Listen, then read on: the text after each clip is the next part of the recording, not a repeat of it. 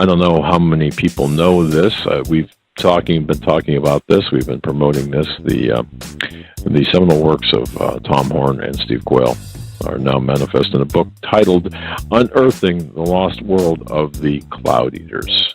Compelling evidence of the incursion of giants, their extraordinary technology, and imminent return. Some people might hear that and say, oh man, put the crack pipe down, walk back a few steps and figure yourselves. But the evidence, in my view anyway, the evidence is indeed present. Biblical, historical accounts, and I can't think of two better people to lay all of this out than our guests Steve Quayle and Tom Horn. Now, Jackie, you're manning the board. So we have Steve and Tom on, do we? All right. Steve, I'm going to pop it over to you. Welcome, my friend Steve Quayle from stevequayle.com. Steve? Thank you. I didn't know if you were going to introduce Tom too at the same thing, but I'll let you what a privilege. Yeah, okay. I'll introduce him when I get through this rather 2-hour introduction. No, I'm just kidding.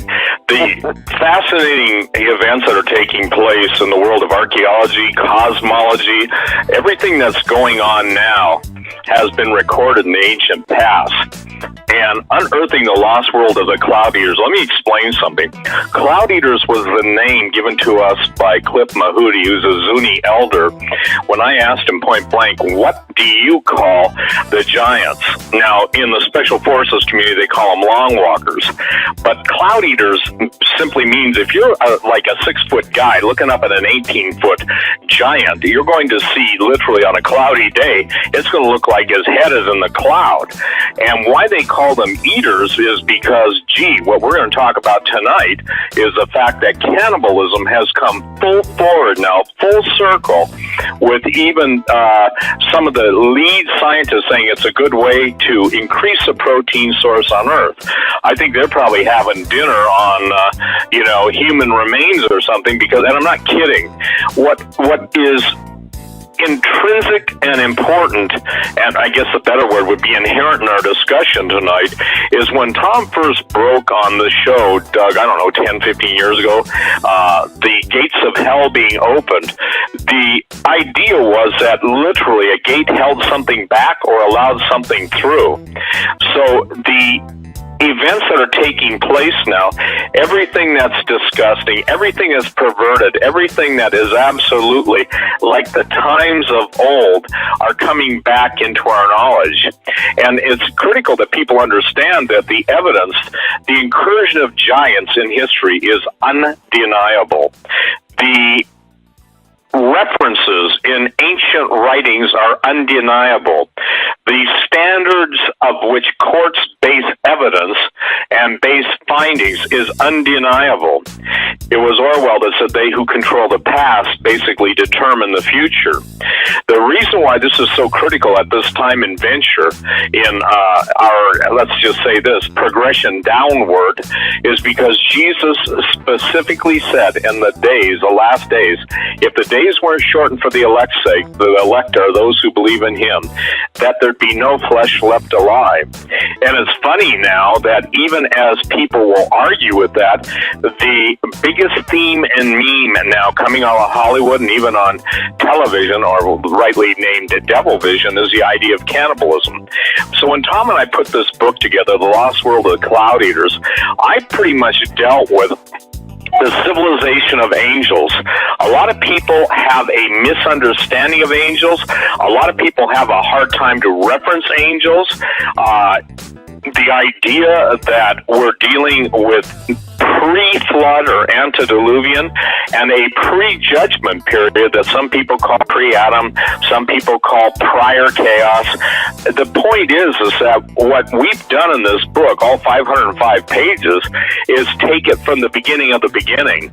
Now, Genesis, it talks about the world being in a state of chaos without form and void, and those words are tohu and bohu. But in the book of Isaiah, it said that God did not create the earth void. So where is this dichotomy? Is this a contradiction? Not at all. Because the angelic civilizations that even the Sumerian Table of Kings goes back almost 250,000 years, there's a difference in the size and reign of the king. Some of these guys reigned 36,000 years, and everybody tries to put it into the understanding that, oh, well, gee, this is a misplaced decimal system, etc., etc. But what most scholars will not deal with or touch is that in all the different Babylonian, Assyrian, Assyro-Babylonian, and all the myths, legends that came forth after the plains of Shinar and Nimrod's attempt to build a tower, who reached into heaven, which was nothing more than a gate. Before Genesis, the book of Genesis speaks specifically that God divided the continents, if you will, in the days of Peleg. All of these things are focusing on what we're going to talk about and what we deal with in our book. The catastrophic nature of what happened to the planet Rahab. I think what most people are going to get from this book, Doug, is the fact that from the beginning to the end, Jesus told us what it was going to be like. There are ancillary accounts, but the New Testament and the Old Testament, and the New Testament refers to this time period, that they're very concise in what's going on.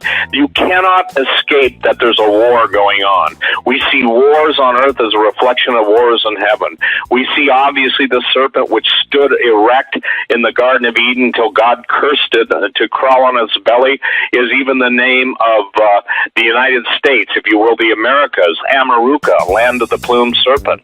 When Tom and I were in the desert Southwest, they described the entities that came through the gates that they currently open today. And for the record, if everybody wants to see, and look, it's not like the Stargate series, but a photographer friend of mine who was down the Grand Canyon, interestingly enough, a couple weeks ago, took the picture of a 13-foot tall, hollowed out, not a cave, but almost like a, if you will, a pear shape, not a pear shape, but I guess you'd say almost an oblong indentation or added in the side with a piece of wood stump there that evidently somebody goes to communicate with spirits.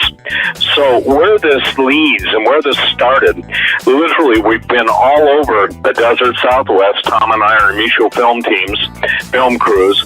We've joined together our talents, and while we've been on parallel tracks for pretty close to 20 years, it seems like the Lord in His mercy is bringing this stuff together. Now, people ask me, why do you guys focus on this? Why don't you deal with just winning souls? Why don't you deal with this, that, and the other thing? You know, the reason we do what we do is because we're both called to do it.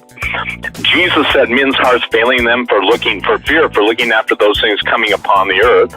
People get upset when you talk about the days of Noah. They said, well, there's just violence. We're talking about violence that is carried down genetically. And even, I think a couple days ago, Doug, I don't know if you saw it, and Tom, maybe you saw it, but they've proven that nematode worms even have 14 generations of memory. So what we're finding is that we're now seeing, if you will, not only the gates of hell opening up, but the time that Daniel was told that knowledge would increase and run to and fro. We're seeing now the revelation. We're seeing God unveiling that which has been hidden for thousands of years, in which the occult and the Egyptian priesthood, by the Egyptian priesthood, I'm talking about the keepers of the secrets. All of these things we're dealing with bring together, or brought us together, in the desert Southwest, as well as the islands of Sardinia, the islands of Malta, the islands all through the Aegean, even into North America, which again is called Amaruka, the land of the plumed serpent. So this is probably the most complete and concise pre-flood and post-flood presentation of why myths, legends, and all of even the church fathers referred to this time period, and why it's critical for everyone to understand, because there's going to be be a compelling series of events that's coming on the scene. And it's going to cause people to doubt their faith, to doubt the Word of God, and an entire contra-Genesis position is going to be put forth for people to believe in all the artifacts which the secret societies and the power brokers deal with on the black market and draw occult powers from. That's their words, not mine. They're going to be brought forth, and they're going to lay out a compelling series of artifacts, evidence, and new findings, just like what's going on in the Antarctic. And by the way, you know when you've got all the heads of the intelligence agencies, the primary intelligence agencies, meeting in New Zealand, and they could basically go someplace in the mountains of Colorado, you've got to ask yourself why. So with no further ado, I'll turn it over to Tom, and we're really excited, ladies and gentlemen. The Lost World of the Cloud Eaters, we'll deal with the other issues that we're going to be talking about, but right now we're going to focus on the book for this first hour, and then the second hour we'll focus on the DVD/the book, and then the third hour we'll tell people why the conference in Branson, Missouri in September is unlike any other conference. It's because our focus is singular and is bringing together, in my opinion, some of the most detailed researchers and well-written and well-placed research that's ever been undertaken. And it's like, in my opinion, God has raised up these men who will be in Branson for such a time as this. Go ahead, Tom. Welcome.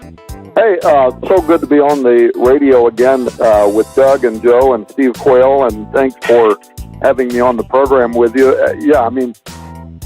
Without doubt, this is the biggest thing we've ever done. And, a lot of people think, Steve, that you and I have written numerous books together. And actually, we never have published a book together. This is the very first time we've ever done it. And it really was just a series of events from former spokesperson for the Smithsonian and a 20-year museum curator by the name of Michael Herring, me just having almost an accidental meeting with him, and then, you and me and him corresponding between the three of us, and the doors that he opened for us to meet with the tribal elders. By the way, these are the leaders of the tribes, not Johnny-come-latelys. These are absolutely the governors of the nation, which among the Hopi, the Zuni, this just does not happen. They're very suspicious of white people. So for us to get the opportunity, and then the stuff that they revealed, which we'll get into some of this tonight, but I mean, it was so amazing, so groundbreaking. I mean, one of the first things for me, Steve, that was eye-opening was how we learned from Michael Herring and then from the tribal elders that we met secretly with for a week this last year, how there are secret societies among the tribes. You mentioned secret societies a moment ago, and you and me both would mostly mean by that things like the Freemasons and whatever.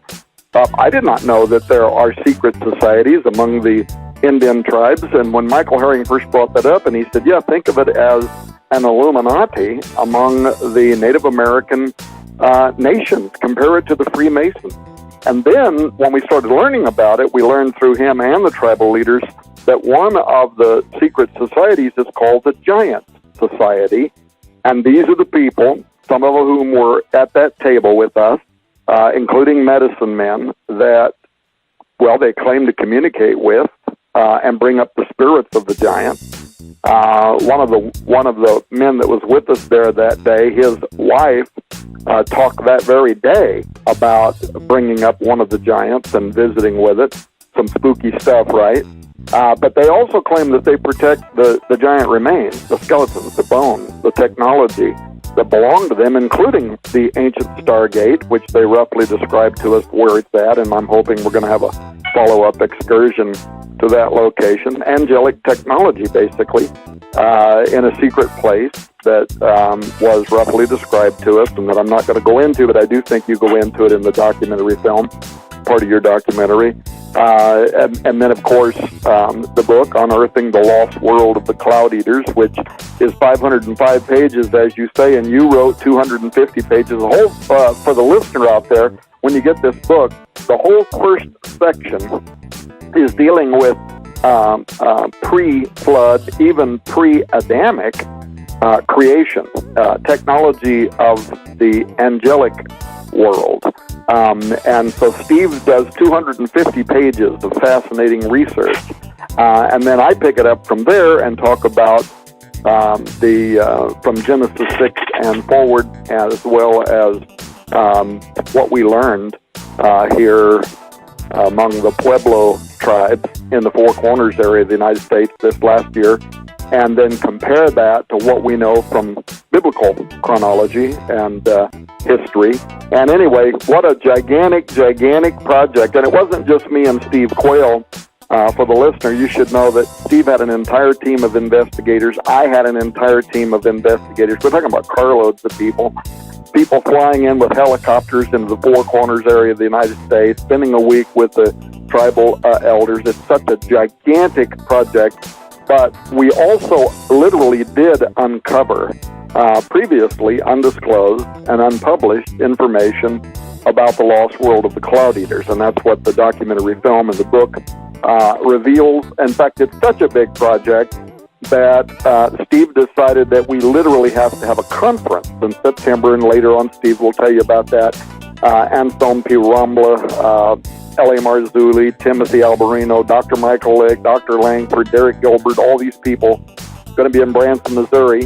And when Steve gives you the information about that, you're going to want to check into it really quickly, because Gordon MacDonald, who used to organize the Strategic Perspectives Conference for Chuck Missler, my friend, after Chuck Missler retired, Gordon left that organization, and he's now working for Steve Quayle on this project.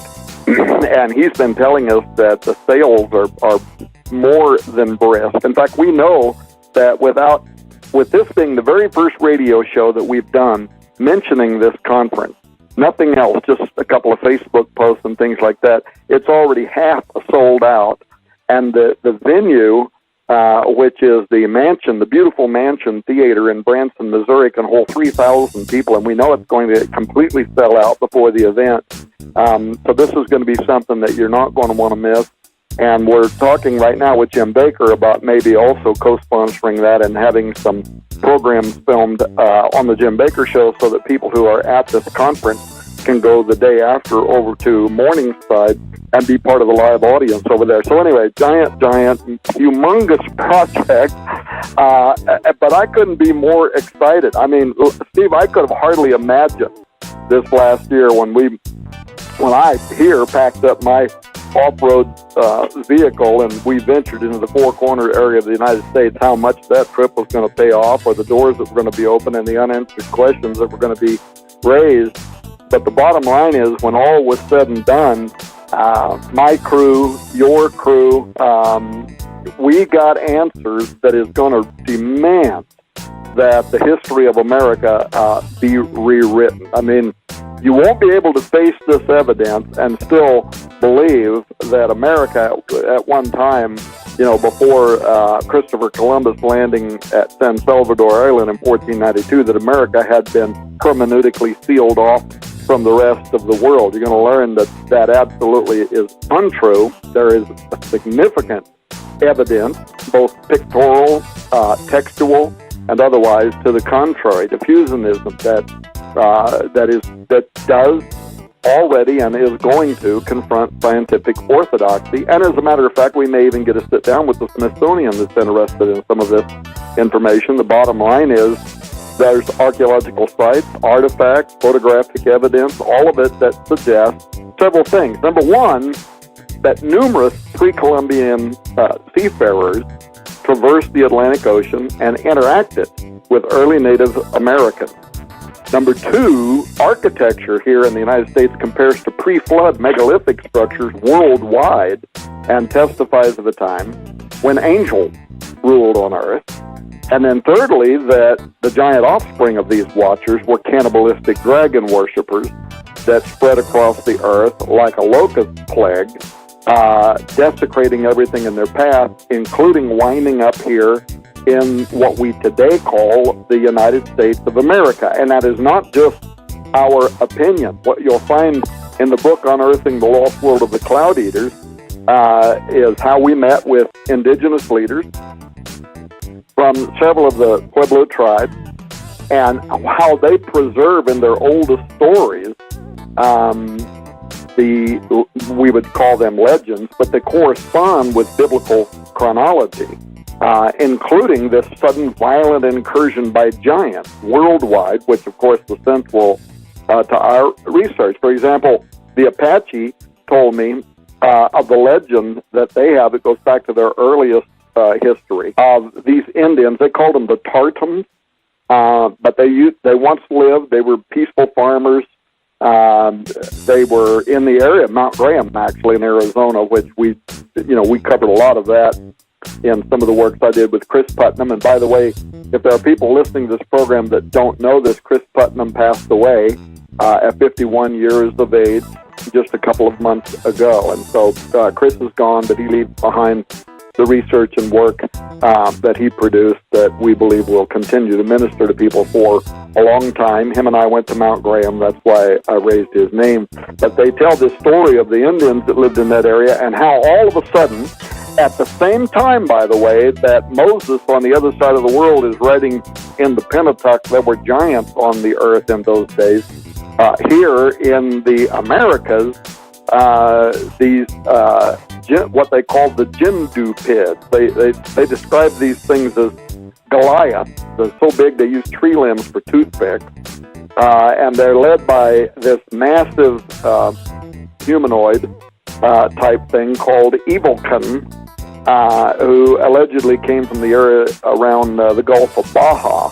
But those giants were wiping out the Tartans. So they ran, they hide themselves on the ground in the mountains. They cry out to the great creator God, and he sends a flood that covers the earth. And their story around this matches the biblical narrative and was recorded at the same time as the biblical narrative. So a minute ago, Steve, when you said some people ask why we talk about this kind of stuff, it's because it supports Scripture. It collaborates, if you will, but these global events that are talked about in the Bible are not myth. They did happen, and people in cultures around the world in their own way recorded those events as happening right when the Bible says that they did, including the fact that the flood was sent because giant marauders were terrorizing and cannibalizing people around the world. And so some of the way that the American Indians tell the story is it's translated according to their worldview, and so we would think of those parts of it as mythological, but for the most part, it's remarkably thematic, if you will, coherent with the Bible's book of Genesis, chapter 6.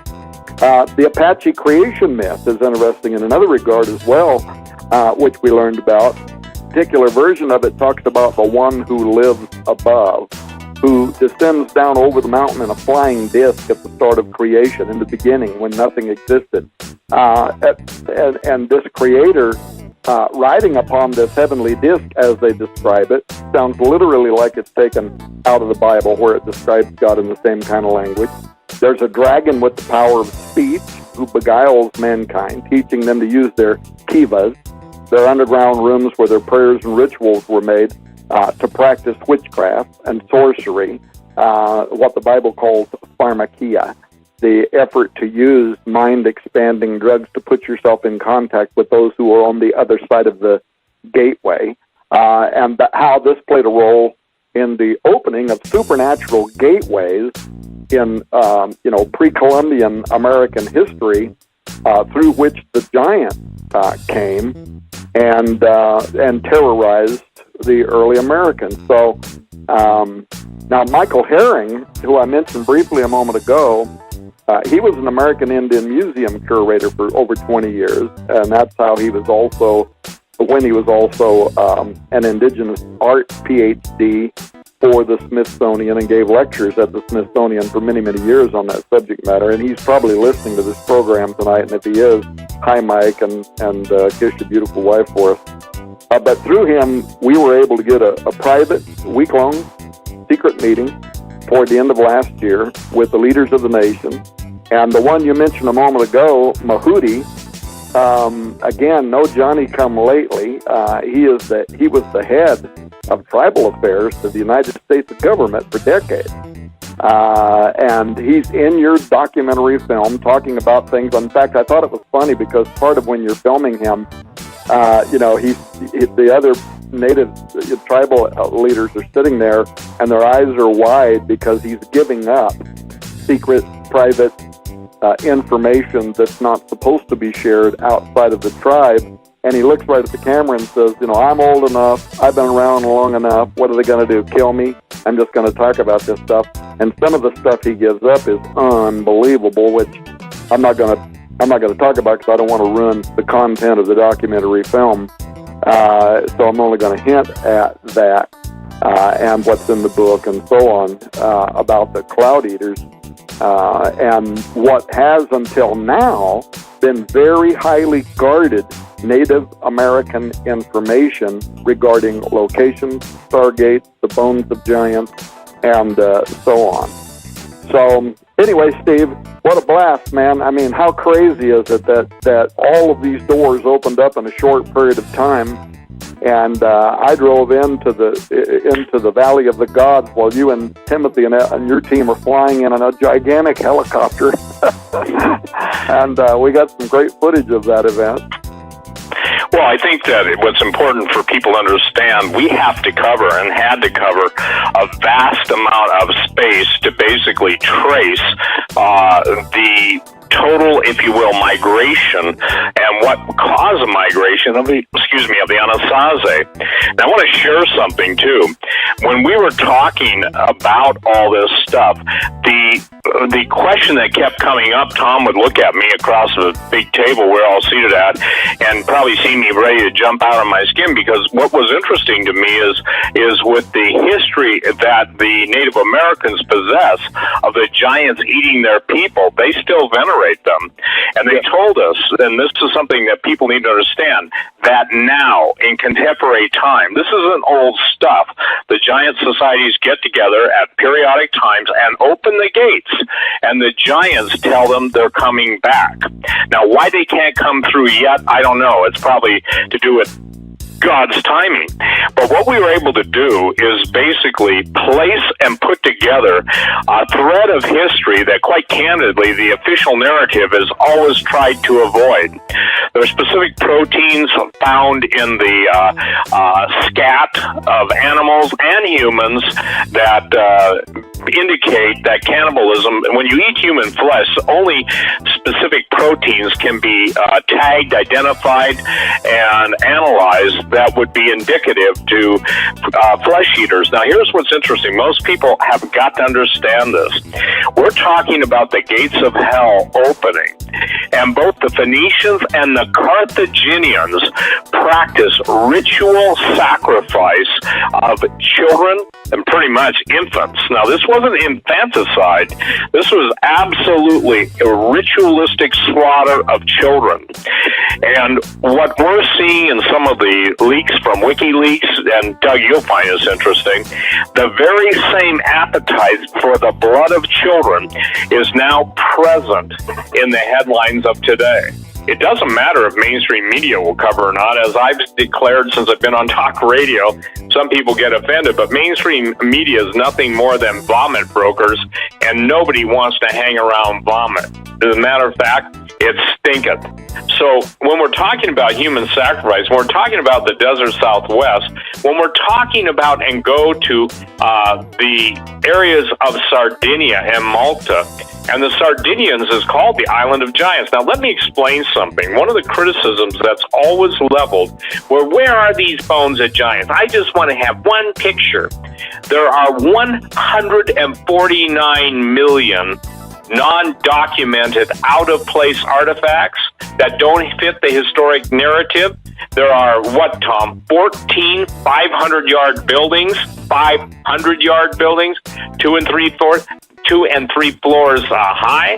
And when we got that information, it was like everything started to click. Now, I want to read something. This just came to me a couple days ago, and I want to thank the gentleman. I won't, Tobias, I won't tell any more than that, but he said this. Steve, I'm a resident of Vero Beach, Florida, home of Rick Wiles True News. The Smithsonian just started a dig here in town between the health department and airport. They claim to my mother they are looking for pre-human bones. They claim to have bones that have a mixture of animal and human DNA. I want to say that again. They claim to have bones that have a mixture of animal and human DNA. Those would be called, ladies and gentlemen, chimeras. When asked if they were talking about giants and Nephilim, they said there are no such thing as giants and clammed up very nervously. Well, here you've got it. And the whole Florida Isthmus, the entire area around the Gulf Coast, is riddled with giants, is riddled with bones. And so it evidently, here's what's happening. As the storms come, just as floods come, a lot of the bones are being revealed. And what's going to happen? You mark my words, everyone listening to this program. There are going to be simultaneous finds announced that will not be able to be covered up by the U.S. government as more and more countries turn against it.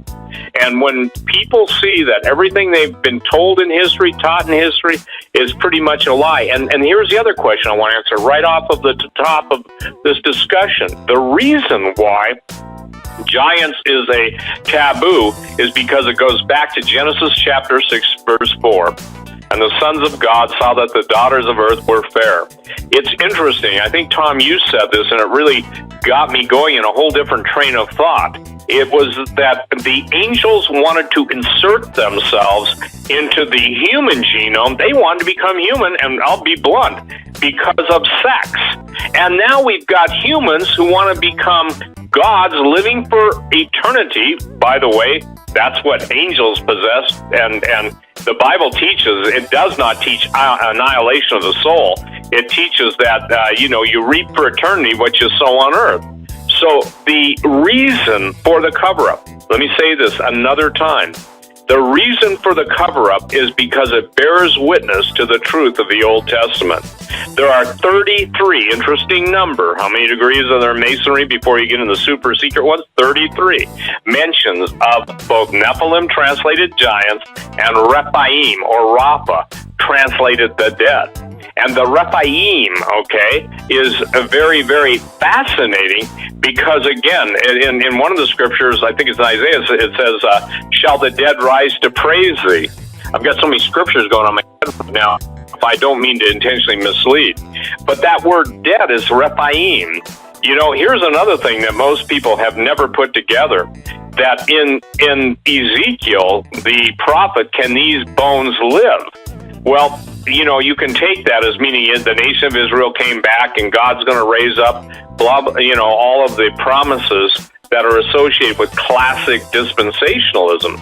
But what a lot of people don't understand is that in the book of Joel, he calls forth his mighty army. They run on the walls. They basically leap over the walls. And that's not talking about a bunch of gymnasts from China. It's talking about a supernatural sized entities that are part of God's army in the last days.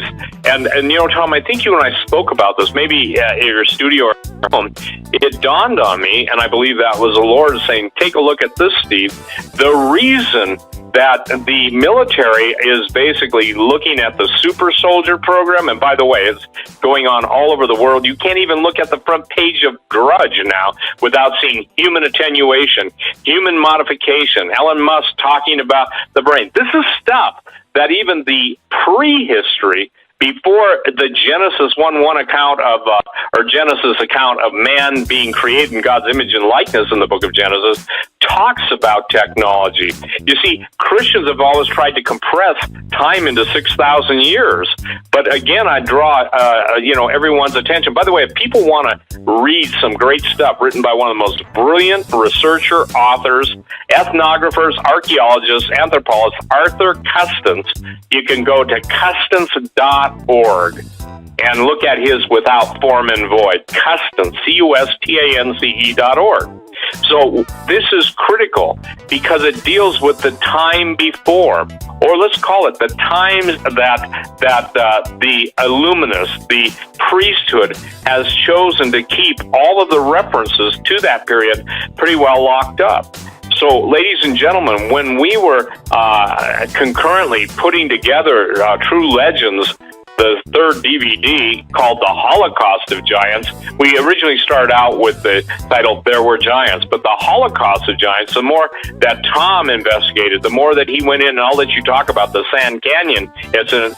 And for the record, we saw direct intervention by shadow people and shadow government with one of the people that Michael Herring had set up to talk to us, because if this isn't a fair statement, Tom and I are on camera, which you'll see in the DVD, talking about it, and boy, were some of the people in the National Park Service upset because it didn't fit at Mesa Verde, their common reason why the ruins there were abandoned. So, Tom, isn't it interesting that in all of your research, the Sand Canyon incident now was a curator of that whole find and the grisly, if you will, dismemberment and cannibalism of the Native Americans, that someone tipped them up not to talk to us? Go ahead, well, sir. Yeah, I mean, absolutely. And by the way, people should know that I vetted Michael Herring, and I was able to find extensive documentation of his life and career as a curator, as a spokesman for the Smithsonian, as a PhD in American Indian art.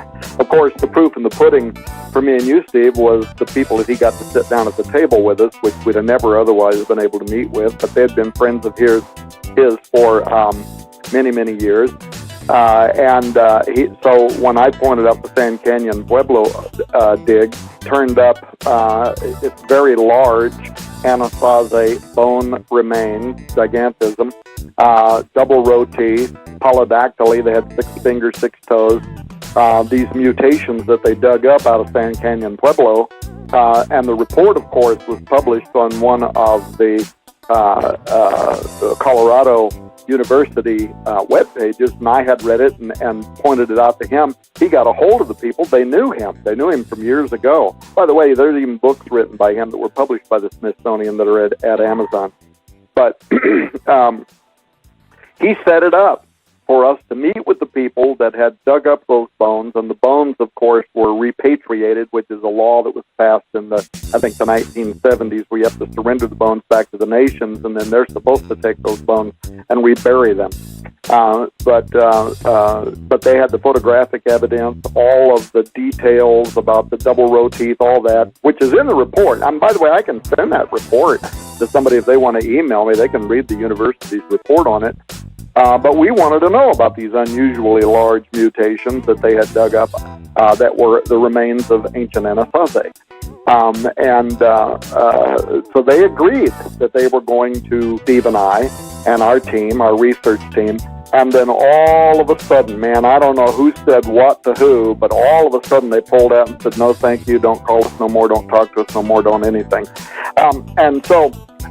Tonight, I think we should disclose to the listeners some of the breakthrough information that we nevertheless uncovered on the topic of cannibalism, because there was the evidence of cannibalism there at Sand Canyon too, and the ancient secret of giant resurrection, and this key connection to what happened to the Anasazi. So we'll get into that in a moment, because you raised the whole issue of cannibalism a couple of times, but also, Steve, because you mentioned the Smithsonian storage buildings, I have a request in right now through Michael Herring to meet with one or more of his old Smithsonian curator friends that are still working today at the Smithsonian to ask, straightforward, let them answer any way they want, is there any truth to the conspiracy theory that their museums, their research centers that are administered by the government of the United States are hiding, concealing the bones, spectacular giants that were removed from burial mounds in our nation's earliest history. Now, we're working right now to set up that interview, and there is a chance that we are going to get it. In fact, I'll read you just a clip out of Michael's latest email to me. Very promising. He writes this. He says, Tom, I finally was able to make contact with one of my Smithsonian friends, Dr. Bruce. Now, by the way, he gives his last name, but I'm going to withhold it right now for Dr. Bruce's own privacy. I was able to talk to Dr. Bruce yesterday. He was one of the initial directors of the Museum Support Center, one of the Smithsonian's vast state-of-the-art warehouses. the size of 5 football fields and 2 and 3 storages high. They have 14 of these throughout Maryland and Virginia, which house more than 149 million objects. He could give us a lot of great background information, but most importantly, and I get what he says here in this email, most importantly, he just gave us a green light with regards to a philosophical approach to other Smithsonian staff that I know who might prove most interested in helping us to try and locate the giant bones. Anomalies that could not be made sense of, like the giant bones, were stored away in these warehouses. He believes that searching the collections now for the bones of the giants is a valid investigation. We just need to talk to the right people. I hope to speak to 2 current senior Smithsonian staff members tomorrow, end quote.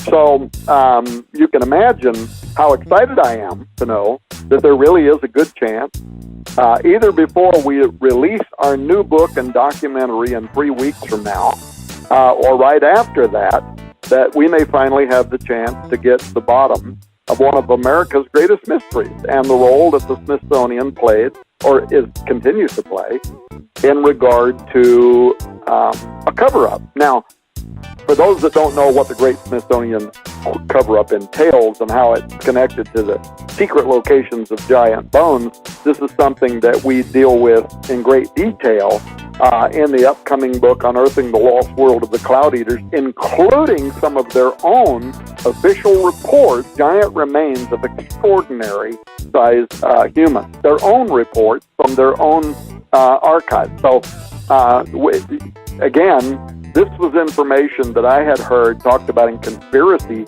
circles on the internet and whatever for many, many years, but I had never actually seen or read evidence of what was dug up from underneath the burial mounds, other than very old newspaper articles. But I had never seen the evidence supported by official documents of the Smithsonian Institution until we got into this research. We reproduced that stuff in the book Unearthing the Lost World of the Cloud Eaters. And let me say something here early on. If a person clicks on the Hagman ad there that shows the copy of the book, or if you go to skywatchtv.com today, you'll see the video trailer up there talking about the documentary book. The book. We don't have the trailer yet. I'm waiting on that from Timothy Alberino and Steve Quayle. We don't yet have the trailer for the documentary film. I understand it's coming very soon. But the trailer for the book is up there. And then right below that, there's a little ad you can click on to pre-order. And if you pre-order the what we're calling the Cloud Eater Mega deal, you get the book and the documentary film at a discounted price. But in addition to that, you get 2 more other books free. You get a 24-hour audio collection with me and Steve Quayle talking about everything him and I have researched over the last 10 years. You get that free. But also, on checkout in the store, and we're only doing this for the Hagman and Hagman program, if you type in the promo code, either in the comment section or where it asks you for the code, if you type in Hagman-Enoch, I'm going to have the warehouse also include the brand new hardback collector's edition of the Book of Enoch, which has the first ever narrative about how the giant cloud eaters arrived on Earth. So it's like over $200 worth of stuff we're going to give you for free if you pre-order over there. So just be aware of that. Sometime tonight, if we possibly could, I'd like to talk about, is there something that we can do to cause people to send in a donation to Hagman and Hagman? Because I got to tell you, folks, you're listening to this program. The Hagmans don't ever beg for money. In fact, I'm probably embarrassing Doug by even bringing this up. These guys work their butt off. They never stop.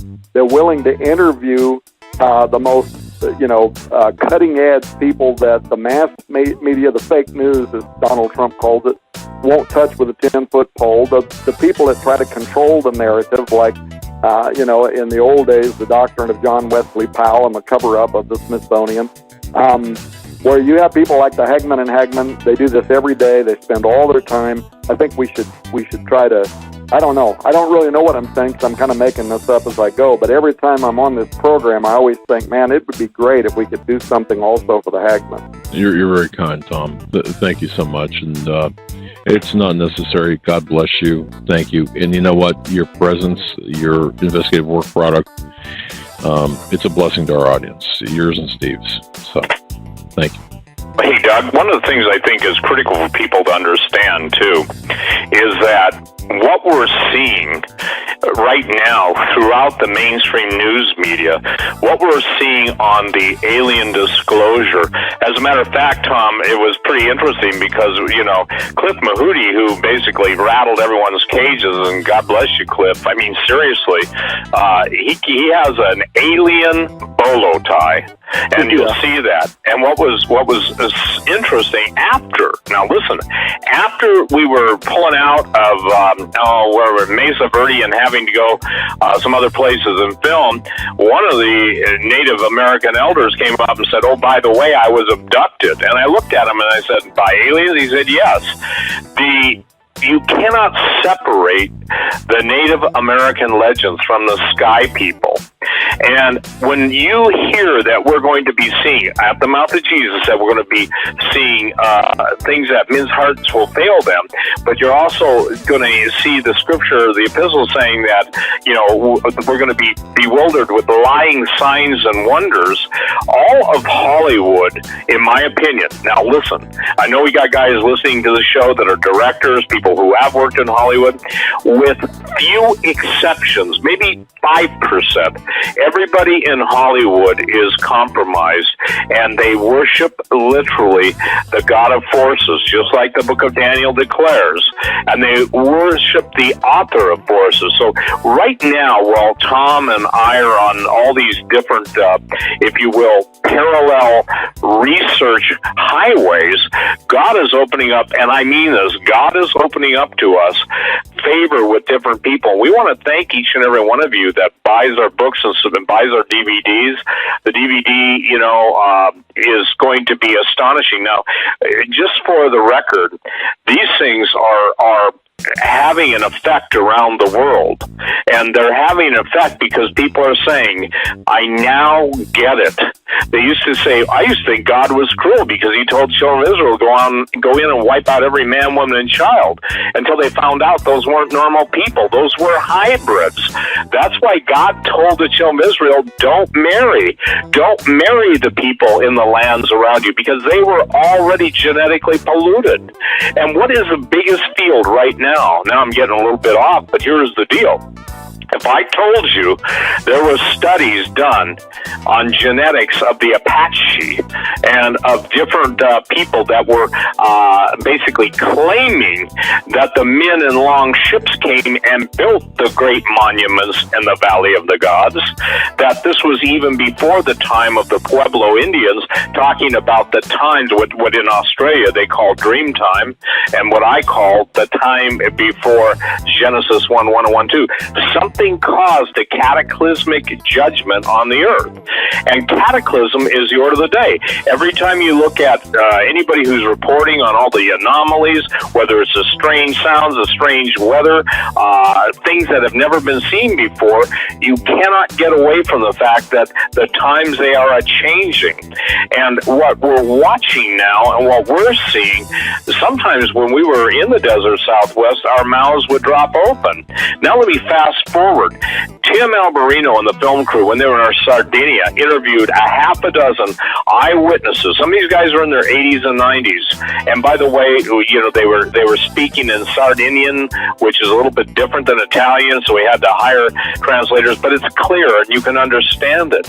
And what people have got to recognize is this, is there's a whole generation of Sardinians that claim to be descended from the giants. Now, in the giant tombs, here here's what most people don't understand. It's the same thing the Native Americans have been doing for centuries. It's not the tombs that the giants are in. The tombs are underground. The people would lay on top of the surface and basically go into the Naragi towers to get and to channel the energy of the giants. And as most of you have heard me on Coast to Coast and on Doug Hagman and all the different shows, the giants, even their bones, possess an energy because they're supernatural. Their fathers were angels, their mothers were earth women, and people would say this, well, how can giants have sex with a normal-sized earth woman? It wasn't the giants, it was the fallen angels who can even take on whatever form or shape is necessary. And as Thomas said, genetically, they didn't just corrupt the angel, they corrupted everything that God saw was good in the book of Genesis forward. What are we seeing now? We're seeing, again, the bones of human and animal chimeras. I just read you that from a gentleman, by the way, that was dated, I think, 2 weeks ago. I read you the story of that. Now I want to, hey, Tom, here's something that's mind-blowing. I want to thank, and I'll just call P, because I don't want to use his name, and I'll just use it. Listen to this, okay? I think if you had to say something that God has just revealed, and this brother, I want to thank you personally for sharing that, is the fact that, and you'll love this, Eusebius, some people pronounce him Eusebius, but I just call him Eusebius. I was reading Preparatel Evangelica by Eusebius and came across a section that said that the giant Kronos, possibly Og, was held in stasis on an island near Britain. It also talks about the giant storms that appear when a giant is dug or megalithic site found. Now, this is from Book 5, Chapter 17. So then Philip had witnessed to his story, and some of those who were present and had heard it from an aged Aemilian. But Demetrius said that there were many desert islands scattered among those on the coast of Britain, some of which were named after demons and heroes, and that he himself, being sent by the emperor to make an investigation survey, sailed to the nearest of the desert islands, which had but few inhabitants, and these are all sacred persons, inviolable to the Britons. Very soon after his arrival, there arose a great commotion there, and many portents in the sky, and violent blasts of wind, and falling of thunderbolts. And when this abated, the islanders said that one of the higher powers had been extinguished for as a lamp. They said, well, light, and listen to this, while lighted does no harm, but being extinguished is hurtful to many. So great souls are benignant and benignant and harmless, and they're shining. Now listen to this. However, one island, which is called Kronos, there was, however, one island there in which Kronos was confined and guarded in his sleep, Barbararius, for his sleep had been artfully contrived to keep him bound, and there were many demons about him as attendants and servants. According to Talos, a first-century Greek historian, Og is none other than Kronos. Both Og and Kronos were known as the leader of the Titans. So according to this, Og of Bashan is still alive in stasis somewhere near Britain if he has not been moved. The city of London, the financial center of the world, celebrates two giants, Gog and Magog. Once a year they bring them out. They have giant, if you will, puppets, marionettes with no strings attached. I don't know any other way to describe them. Look up City of London, Gog and Magog. So what's fascinating, Tom, is right now that stasis word is the same word that multiple generals and special operations have used, that Dr. Ernst Muldershep has used when he was taken to the caves of Tibet and shown a sleeping giant. The commonality of this, now we're talking Eusebius, we're talking a long time ago. The word stasis is absolutely now I would say this, a foundational principle of understanding how these giants are in a slumber. And when they awake, they will have no knowledge of the time that has been taken from them. Their natures will be the same. And as you've quoted before, go ahead and quote, Isaiah 13? Yeah, Isaiah 13, open the gates, ye ruler, I give command, and I bring them. Giants are coming to fulfill my wrath.